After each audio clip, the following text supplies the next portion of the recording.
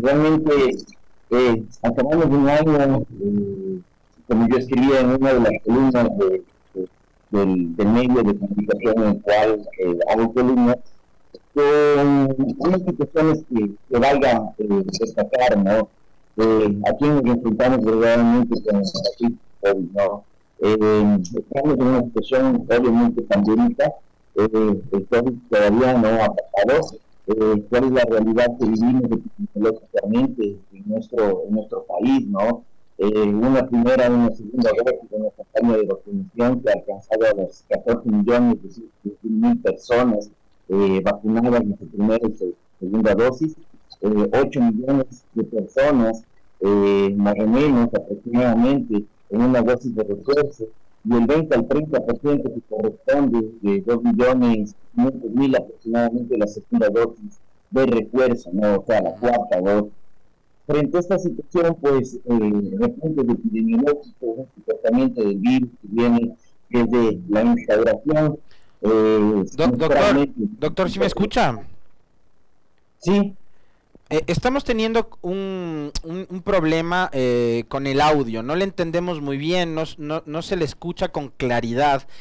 Y yo no sé si eso tiene que ver con no estamos utilizando quizás manos libres o micrófono conectado a la computadora. No sé si a través de una herramienta de estas podemos mejorar el audio, porque la otra opción que tenemos es llamarle al doctor Crespo y claro, ahí tener una conexión y un audio mucho más nítido, porque la verdad a mí me estaba costando entenderle lo que nos estaba diciendo el doctor, y me parece que es muy importante entender qué momento estamos viviendo desde el punto de vista sanitario en el Ecuador a propósito de la pandemia que, como todos recordamos, empezó en China, en Wuhan, en noviembre más o menos del 2019, cuando apareció el primer caso, y llegó hasta nuestro país hacia los últimos días de febrero, primeros días de marzo del 2020, y después, bueno, vino toda esta situación tan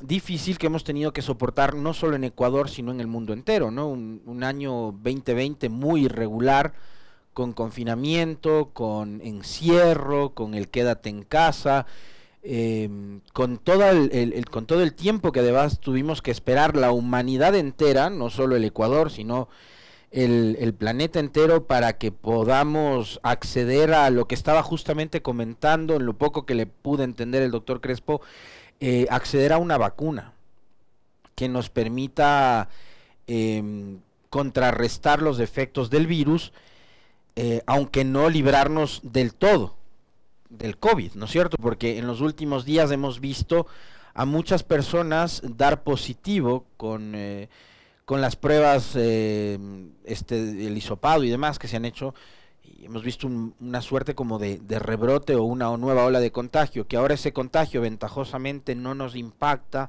como lo hizo durante los meses de marzo, abril, mayo, junio, julio y hasta diciembre del 2020. Eso es distinto. ¿Por qué? Porque ventajosamente hemos podido acceder a las vacunas. Recordar también que en Ecuador, a partir de enero del 2021, quienes pudieron acceder a la vacunación en el gobierno de Lenín Moreno fueron grupos muy selectos, ¿no? Recordarán ustedes en ese entonces que habían las famosas vacunas VIP, ¿no? Las vacunas para solo los panas del gobierno y el presidente. Ahora, digamos, la vacunación ha alcanzado un porcentaje importantísimo de la población, y ahí le quiero nuevamente formular la pregunta como para que todos podamos entenderle bien, doctor. ¿Estamos viviendo todavía una etapa pandémica o post-pandémica? Y ahí usted nos va a hacer todo el recuento que no le pudimos entender bien con respecto de el porcentaje de población que ha sido vacunada, primera, segunda, y la de refuerzo. Ya, sí tengo buen retorno, mi estimado Alexis. Ahora sí le escuchamos con claridad, doctor. Perfecto, muchas gracias. Pido mil disculpas a la audiencia, ¿no? Problemas técnicos que se desarrollan siempre. A ver, estamos evidentemente viviendo una etapa pandémica. La pandemia no ha pasado. La falsa información que se genera por las propias autoridades puede generar pues varios conflictos a nivel del sistema de salud. Hay que acordarnos que el propio presidente de la República fue el que declaró el fin de la pandemia, ¿no? Cuando nosotros todavía teníamos brotes y picos y espejos internacionales que mostraban un repunte de los casos, ¿no? Y desde la parte académica, pues veníamos nosotros haciendo insistentes llamados de atención al gobierno que todavía no se apresure, que la Organización Mundial de la Salud tiene que declarar el fin de la pandemia. Nosotros no podemos tener una individualidad para declarar solamente y exclusivamente en el país el fin de la pandemia. Es un grave error de comunicación que se dio por parte de las máximas autoridades. Y esto obviamente generó mucha incertidumbre en la población, ¿no? Y generó muchas dudas, en fin, una situación que se generó de las propias autoridades, ¿no? Frente a esta situación, comentábamos que cuál es el vacunómetro actualmente en nuestro país, ¿no? Alrededor del 80% de personas están vacunadas de su primera y segunda dosis, que corresponde más o menos a 14.221.000 personas que están vacunadas de su primera y segunda dosis, alcanzando alrededor del 50%, el 50 al 60% la dosis de refuerzo, o la primera dosis de refuerzo, o tercera dosis, ¿no? Correspondiente a 8 millones, ¿no? Que corresponde al 50%, y un 20 al 30%, 2.500.000 personas más o menos, alcanzan la segunda dosis de refuerzo. Esto realmente hay que considerarlo, ¿no? Ya que es un componente muy importante. Hay que recordar que todas las campañas del Ministerio de Salud Pública se basan en la promoción y en la prevención. ¿Qué es lo que está pasando? ¿Cuál es el perfil epidemiológico del virus?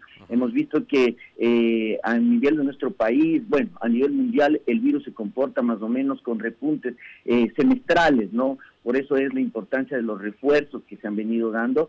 Existe una disminución muy importante de la mortalidad. Volver a los escenarios nefastos que nosotros tuvimos, ¿no? Yo lo cuento anecdóticamente en el hospital del Seguro Social de la ciudad de Ambato, que yo venía trabajando.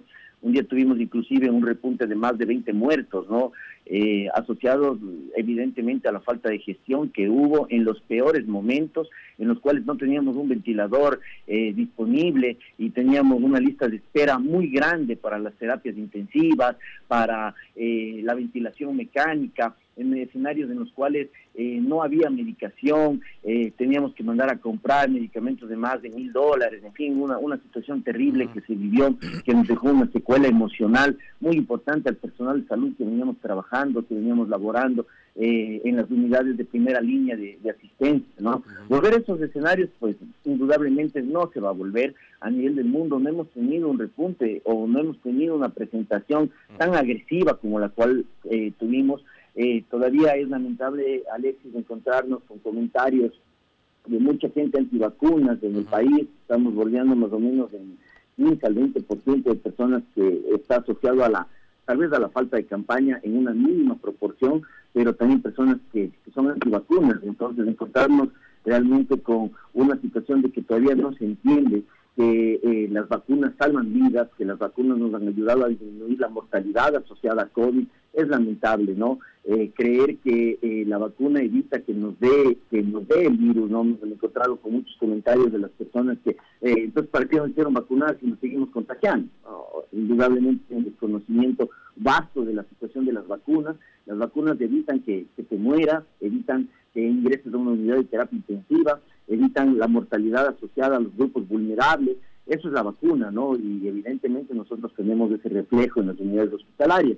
¿Qué es lo que ha pasado en diciembre, en estos meses finales, en los cuales ha habido un incremento de los casos, obviamente asociado al comportamiento epidemiológico normal de infecciones respiratorias que se presentan normalmente en estos meses, ¿no? Asociado a COVID también. Hemos tenido pues casos de influenza, casos de parainfluenza, casos de neumonías asociadas a procesos virales, independientemente que siempre es del comportamiento, ¿no? Como yo vuelvo y repito, no tenemos los escenarios catastróficos que se tuvo, pero sí hospitales como el IES Quito Sur, por ejemplo, presentó un repunte de casos asociados a gente vulnerable, a inmunosuprimidos, a pacientes con enfermedades catastróficas, obesos, diabéticos, que siempre tienen este comportamiento y que obviamente la incidencia y las complicaciones de este grupo etario, en este grupo de pacientes, pues siempre se asocia hacia una mortalidad incrementada en estos casos. Obviamente el haber relajado las medidas, el haber tenido una situación de no utilización de las mascarillas, no ventilar los espacios de forma adecuada, disminuir quizás las campañas de lavado de manos, se asocia obviamente a ese incremento de casos. También la falta de vacunación que hubo y la falta de campaña que hubo en nuestros niños, por ejemplo, para vacunas de influenza, en fin, que se comenzó tarde por parte del Ministerio de Salud Pública, las campañas de vacunación, y que en muchos de los casos no se dio porque se dio prioridad hacia COVID, pues se asoció al incremento sí muy importante que hubo de infecciones respiratorias en nuestros niños, ¿no? Y que tuvimos el reflejo en los hospitales, y que obviamente llegaron inclusive a tener un índice de ocupación cama que superaba el 70, el 80%. Ahí disminuyendo, vemos que la sugerencia, quizás que la dimos, ¿no?, de que se vuelva la virtualidad. Estamos ahorita ya, los niños han salido y no están con este movimiento activo que se viene dando, y tenemos el reflejo de eso en las unidades hospitalarias. Entonces, simplemente yo he venido siendo un insistente luchador de que se observe espejos internacionales en los cuales tienen un sistema de salud mucho más competente que el nuestro, y que se tomen decisiones en base a este tipo de espejos internacionales y a lo que declara la Organización Mundial de la Salud. Simplemente esa fue nuestra visión, nuestro comentario, nuestra sugerencia al gobierno. Tenemos obviamente una festividad más pendiente, ¿no?, el fin de año, que eso aglomera a muchas personas. Incitamos a la población a seguir utilizando las medidas de protección. Mire, Alexis, yo creo que es una cuestión de ya conciencia.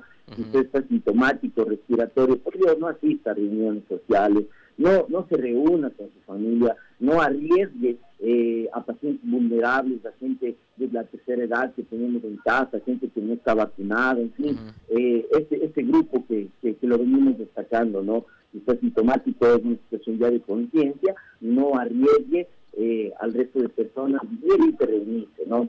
Simplemente esa sugerencia, ya que los picos que nosotros tenemos y que hemos venido teniendo, pues se extienden hasta el mes de enero, inclusive el mes de febrero. Entonces, todavía no tenemos una certeza de qué es lo que vaya a pasar. El llamado, doctor, entonces es, a pesar de los anuncios que se hizo en el mes de, corríjame usted si me equivoco, creo que fue en abril, y lo que ha pasado en los últimos días también, el llamado a la población es, sigamos utilizando la mascarilla, por favor. Mantengamos esa sana costumbre de lavarnos las manos las veces que sean suficientes o necesarias, más necesarias, durante el día, con abundante jabón y agua. El tema del distanciamiento, digamos, ya un poco la gente como que lo fue rompiendo poco a poco, pero valdría la pena quizás recomendar lo que usted acaba de decir, no exponernos mucho en lugares donde hay aglutinamiento, etcétera, etcétera, pero sostener las medidas de bioseguridad. Totalmente, Alexis. El reflejo de este repunte, pues nosotros hay que acordar que el comienzo del mes hubo dos conciertos bastante asistidos en la ciudad de Quito. Bad Bunny parece, Daddy Yankee parece, si no estoy mal. Fueron las dos situaciones que reunieron mucha gente, fiestas de Quito. Todos los que vivimos en la capital sabemos cómo es el comportamiento de la gente, ¿no?, y cómo se desborda de emoción por las fiestas. Entonces, nosotros tuvimos pues realmente un reflejo a nivel de las unidades hospitalarias que de una u otra forma se ha venido controlando de forma adecuada. Simplemente la sugerencia a la población, seguirnos vacunando. Es muy importante esa situación. Todavía tenemos un porcentaje alto de personas que no están vacunadas. Es muy importante que la gente entienda, y ahí también nuestro llamado hacia las autoridades sobre qué tipo de vacunas estamos utilizando. Las vacunas de primera generación, que fueron las que más se colocaron a nivel de nuestro país, escapan a la variante Omicron y a todas sus subvariantes.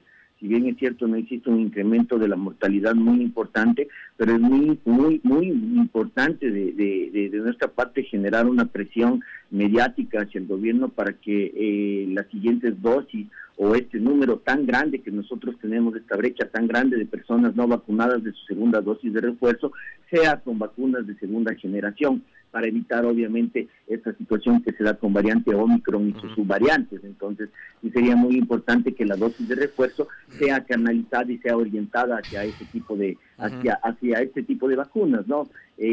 Caso excepcional que tenemos con Sinovac, que ahí fue un acierto vacunar a las personas mayores de 65 años de edad con una vacuna que realmente fue efectiva, ¿no? Efectiva y que demostró eficacia frente a la eficacia de las otras vacunas, mi estimado Alex. Doctor, hace algunos meses medios de comunicación alertaban de que en el Ecuador, en este 2022, la inversión en salud y educación había caído en un 80%.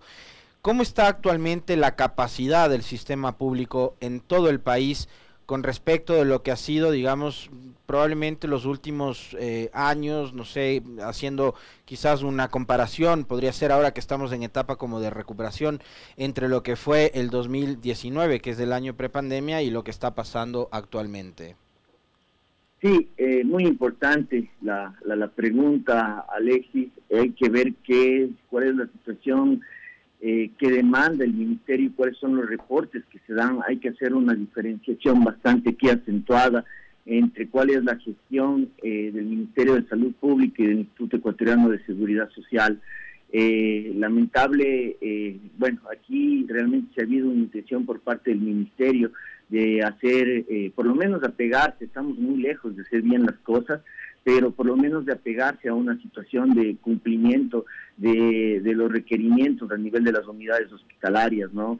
Es lamentable encontrarnos con realidades como, por ejemplo, la que viven nuestros enfermos catastróficos, nuestros niños con cáncer, alrededor de 90 fallecidos nosotros tenemos en lo que va del año, por evidentemente falta de gestión que ha habido y la falta de adquisición de medicamentos.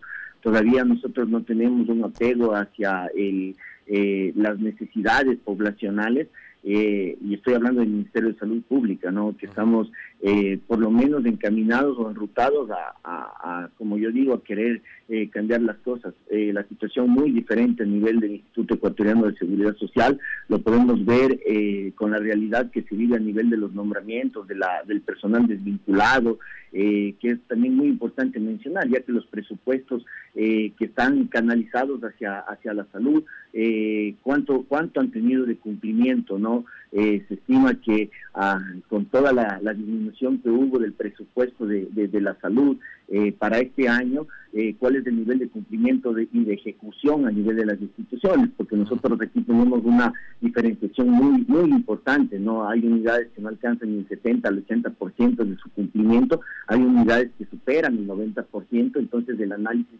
realmente debe ser situacional, orientado y canalizado hacia cada unidad, tomando en cuenta la diferenciación entre el IES y el Ministerio de Salud Pública, ¿no? En el Instituto Ecuatoriano de Seguridad Social, nosotros atravesamos alrededor de unas 1.500 desvinculaciones que se dieron en el mes de marzo, de personal de salud que aproximadamente el 80% aún no consigue empleo, pese a que hubo reuniones por medio de la Asamblea y de la Comisión de la Salud con las máximos encargados del IES, y que hubo un ofrecimiento que fue plasmado, que está grabado, que hubo una especie de pacto de que se iba a analizar cuáles son las necesidades a nivel de las instituciones y que se iba a recontratar este personal de salud de primera línea, que estuvo en primera línea luchando contra el COVID y que fue desvinculado y que tenía, obviamente por esta situación de la LOA,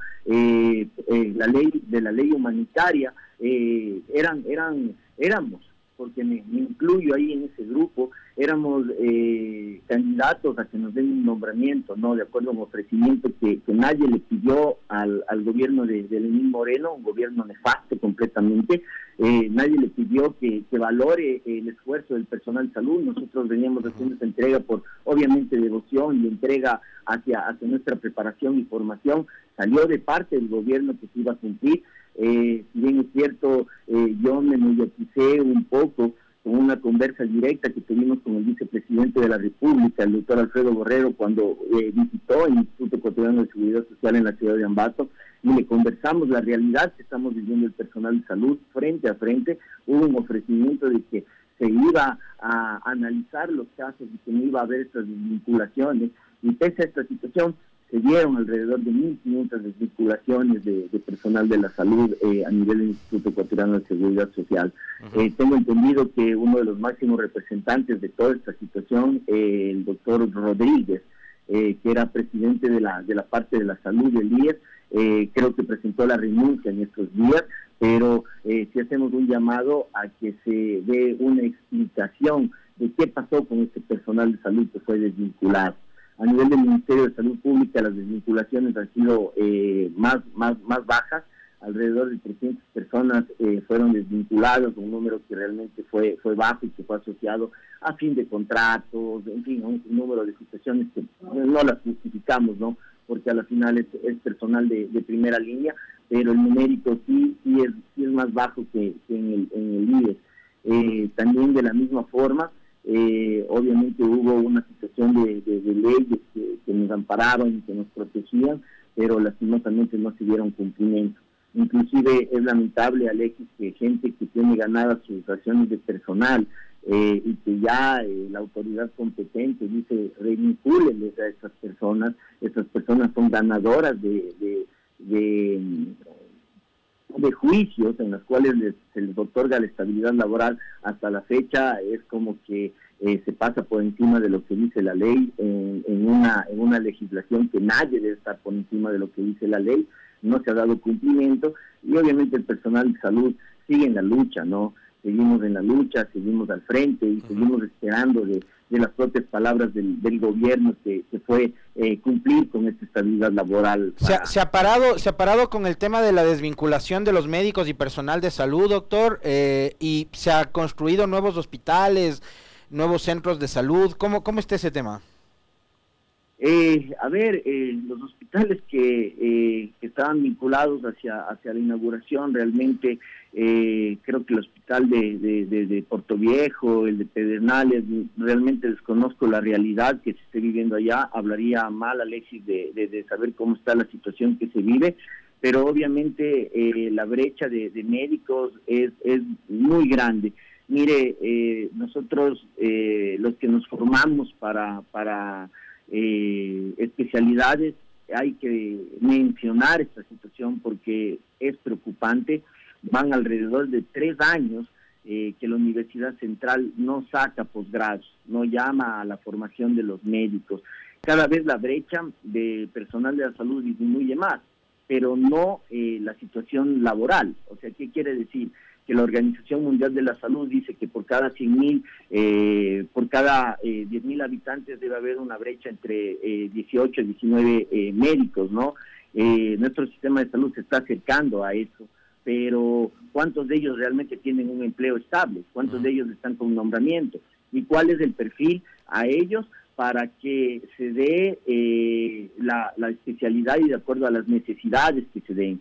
La realidad que se vive en Quito dista mucho de la realidad que se vive en provincias alejadas, en las cuales no existen las especialidades ni tampoco la capacidad resolutiva para varias patologías, y toca obviamente optimizar un recurso, quizás en transferencia de pacientes, para que puedan tener la capacidad resolutiva. Es muy triste la situación que se vive a nivel de las provincias, y esto es debido obviamente a la formación que nosotros tenemos. Ojo que venimos de una brecha de 3 años, como les digo, sin sacar especialistas, y esto complica el sistema de salud. Es una realidad que no se la menciona, que no sé qué es lo que está pasando con las autoridades que no mencionan esta situación, pero realmente preocupa mucho. Existe una fuga de cerebros hacia otros países muy importante, Alexis.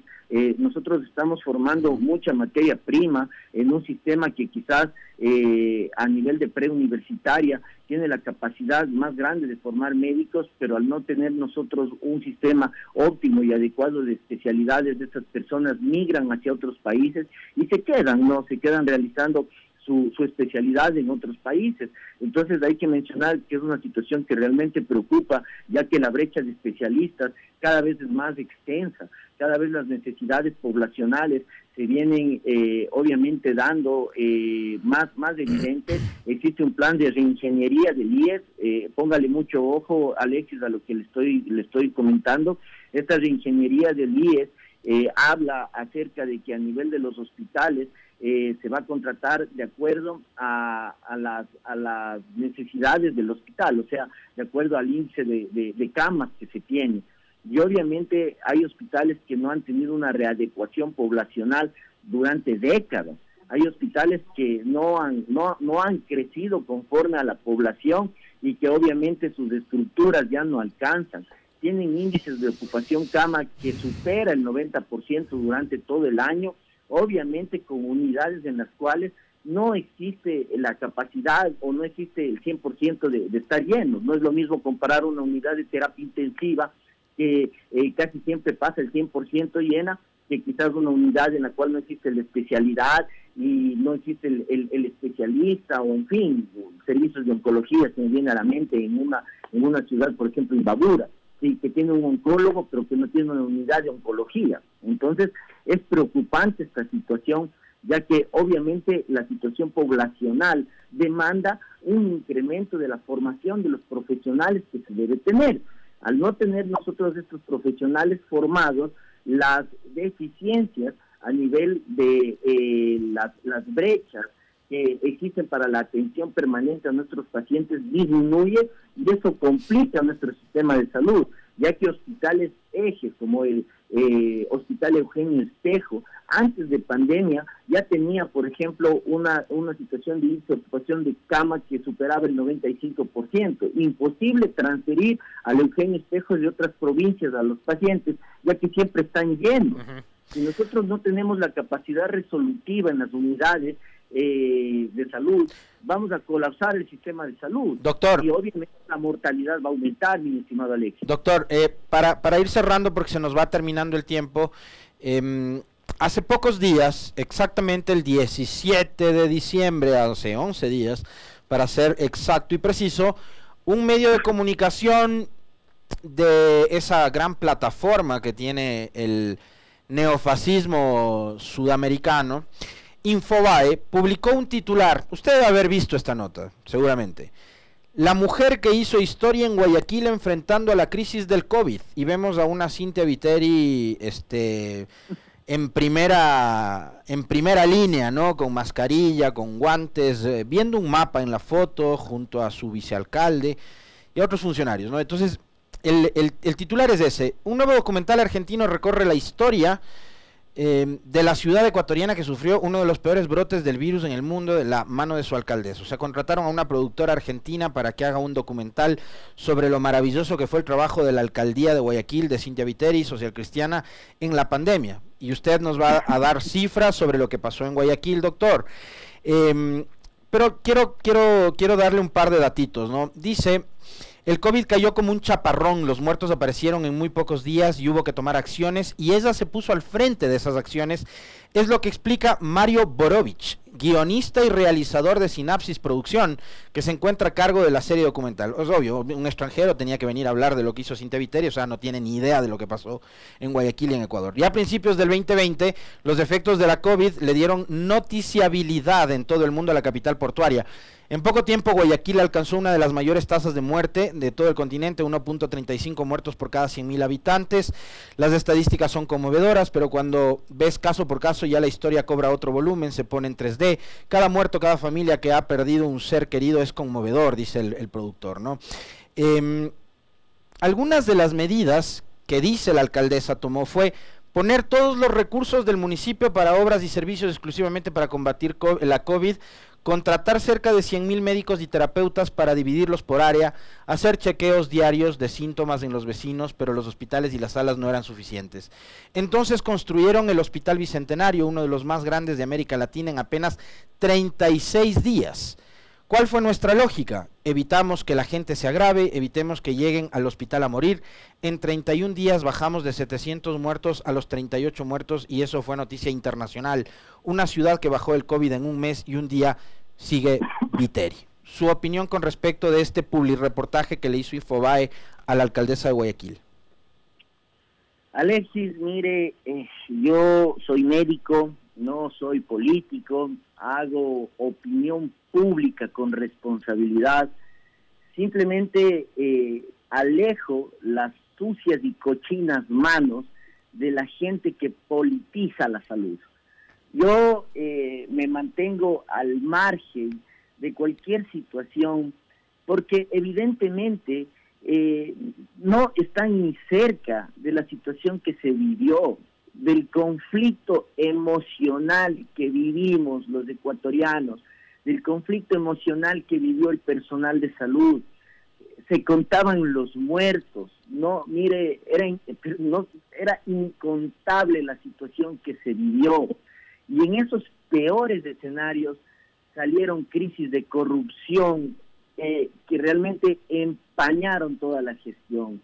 Acordarnos, yo pienso que eso causa mucho dolor y realmente noticias como estas hace sangrar los oídos de los que estuvimos en primera línea. El respeto hacia los colegas que fallecieron, hacia el personal de salud que falleció. Es triste y lamentable encontrarse con noticias como estas. Cuando vacunaron, cuando hubo un sistema de vacunación BNP que vacunó y que priorizó a los amigos del gobierno, frente a, obviamente, el abandono que tuvimos del personal de salud, todo el maltrato que nosotros vivimos, cómo nos alejaban de nuestros entornos. En lo personal, trabajando en Imbabura, me mandaron sacando de la casa, Alexis, cuando supieron que tuve COVID.